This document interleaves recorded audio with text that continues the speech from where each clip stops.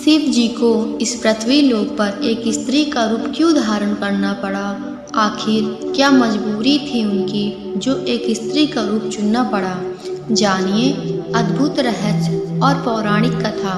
सुनिए ध्यान से, क्योंकि आज मैं आपको एक ऐसी कहानी सुनाने जा रही हूँ जो न कि इतिहास है बल्कि हमारी आत्मा का सत्य भी है। यह कहानी है वृंदावन की। वृंदावन जो उत्तर प्रदेश राज्य के मथुरा जिले में स्थित है।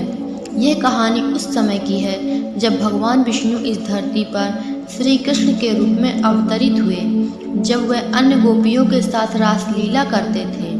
नमस्कार प्यारे दर्शकों, आपका स्वागत है हमारे चैनल सनातन जागृति में। प्यारे दर्शकों, यह कथा न केवल आध्यात्मिक रहस्य से भरी है बल्कि भक्ति और प्रेम की पराकाष्ठा को भी दर्शाती है। तो आइए इसे विस्तार से बिना किसी विलंब के भावनात्मक और रोचक अंदाज में समझते हैं।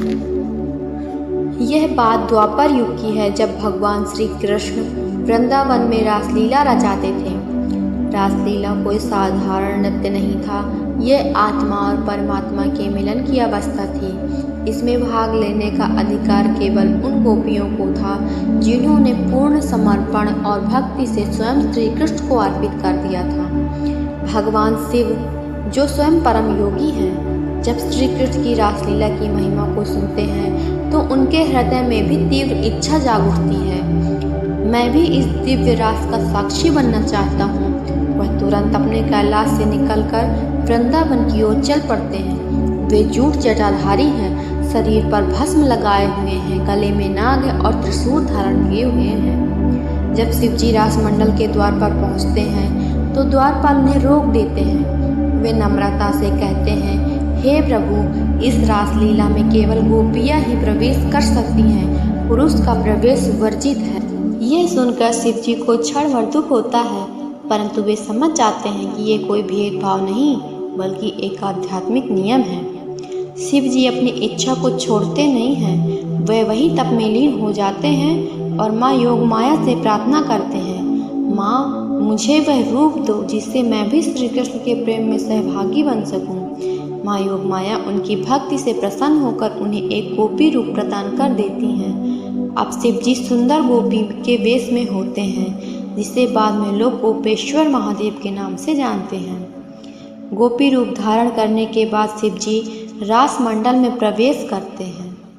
वहाँ वे श्री कृष्ण के साथ नाचते नहीं हैं बल्कि एक कोने में खड़े होकर उस दिव्य प्रेम लीला को देख मंत्रमुग्ध हो जाते हैं। श्री कृष्ण मुस्कुराकर कहते हैं, हे शिव, तुम्हारी भक्ति सच्ची है। तुम न केवल त्रिलोकपति हो बल्कि अब मेरे प्रेम रस में भी पूर्ण रूप से रंग चुके हो। जहाँ शिव जी ने गोपी रूप धारण किया था वही स्थान आज वृंदावन में गोपेश्वर महादेव मंदिर के नाम से प्रसिद्ध है।